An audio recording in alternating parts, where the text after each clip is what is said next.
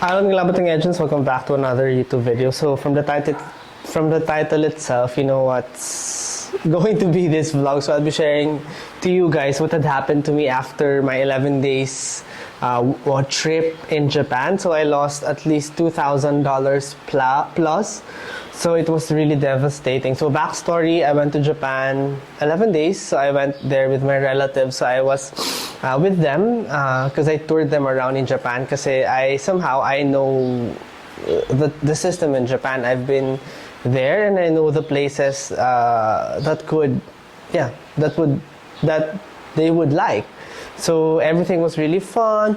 Tapos, on the last day, of course, we rented a van. We went back to the airport. I was in Narita 2. My aunts and my uncles were in Narita 1. So it was a different airline. So when I was checking in, then I returned the Wi-Fi at the airport. Then I already lined up for checking in. So while I was lining up, I was eating fruits. Then I suddenly realized I have to check my bag and fix my money. Then I realized the dollars I had was not there. So I was really agitated. So I opened my bag. Tapos I opened my luggages. It was not there. Then I went back to the post office and asked if I can open the box where I placed the Wi-Fi kasi I thought I had inserted the money inside there. It was not there. Then I messaged the Airbnb. I messaged the van driver. So they all said it was not there. So I already checked in my luggage. Then when I was in the airport, I was sitting down. So I said to myself, "Oh, it's in the bag. It's in the luggage. It's in the luggage." So I wrote that in my notebook. Wait, I'll get my notebook and show it to you. It's upstairs. I'll just do an insert. But yeah, I wrote it in my notebook. So I said, the money is just in the luggage. So I relaxed. So when I was in the flight, I really just relaxed. So yeah, I had my coffee and I was just like manifesting, oh, it's in the bag, it's my luggage, hindi ko lang siya nakita. Then after that, when I landed in the Philippines, that's the first thing I did. I opened my 2 bags that were checked in. It wasn't there. So I was really getting scared and really sad that time. So I messaged my family then when I was in the airport. I told them, Mom, Dad, Uncle, Auntie, I think I lost the money. So I was really informing them and I said I think I left it in the Airbnb. So yeah, when I went back to when I landed in the Philippines, I already checked in. So I was really sad. So I booked a Grab going from the airport to my house. Tapos I was really crying on inside the Airbnb, inside the Grab. So I was calling my mom, my dad.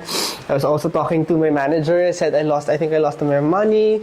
And yeah, I was really sad kasi that money is my personal money that I used to book things. So for the accommodations, for the van services, that's my personal money that my aunt and uncle gave to me kasi nag-ambag ako. Also, my dad lent a certain amount of money so we can book the Airbnb. So they had to pay that. So now, it's me having a debt. Meron akong utang sa dad ko that I have to pay. So I was really crying and said to him, Dad, I'm sorry, I cannot pay it at once. So when I called my dad, I thought she doesn't believe me. So I randomly messaged my clients and I said, can you already pay me because I lost my money, I need it. So I randomly messaged my clients, which I don't usually do because I just let them pay me.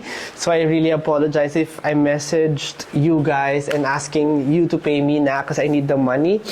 So while I was in the Airbnb, I was really crying. Tapos sabi ko, what would I do? That's the money that I used was my emergency fund, literally.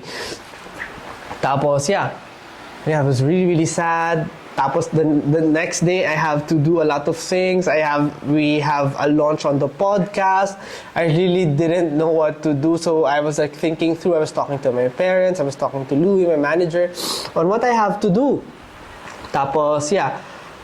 Then, while I was talking to my parents, I was really crying. Sabi ko, no, I don't know what to do. Parang, yeah, I will pay for this. Then my dad and my mom said, no, just take your time.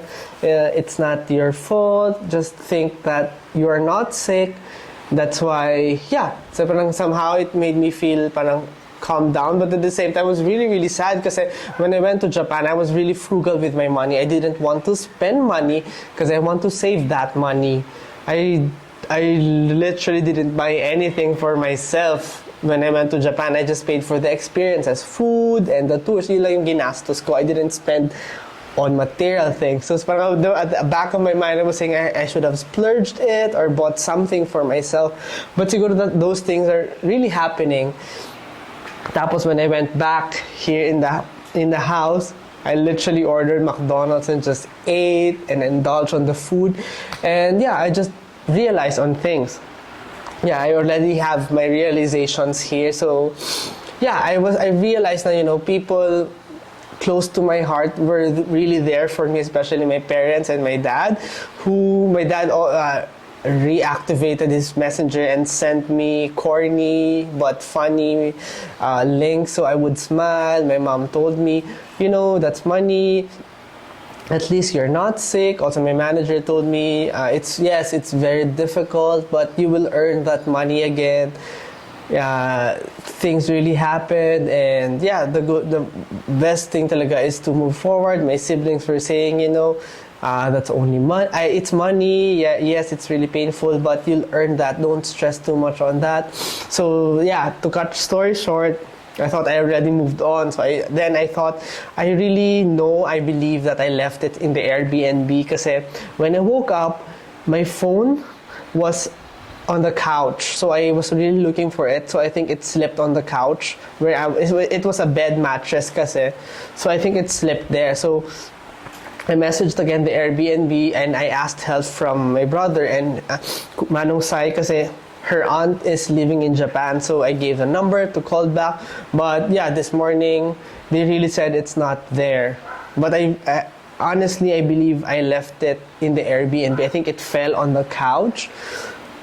So, parang sinasabi nila, I think the cleaner and stuff like that. So, I don't want to talk about it. Pero sabi kasi the owner of the Airbnb is not Japanese. So, I had really, when we booked also our tour in Mount Fuji, the driver was not Japanese. So, when we booked it, the car was dirty, parang ganon.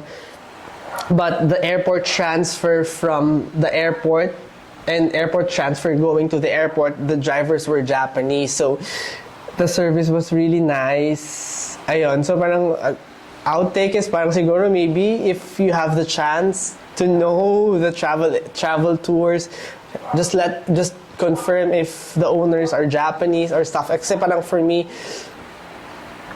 the Japanese people are quite honest and the Japanese people are more reliable if you go to Japan because there are a lot of tours that are not owned by the Japanese, I think. So I don't want to blame nationalities because I don't want to sound racist, but that's my experience.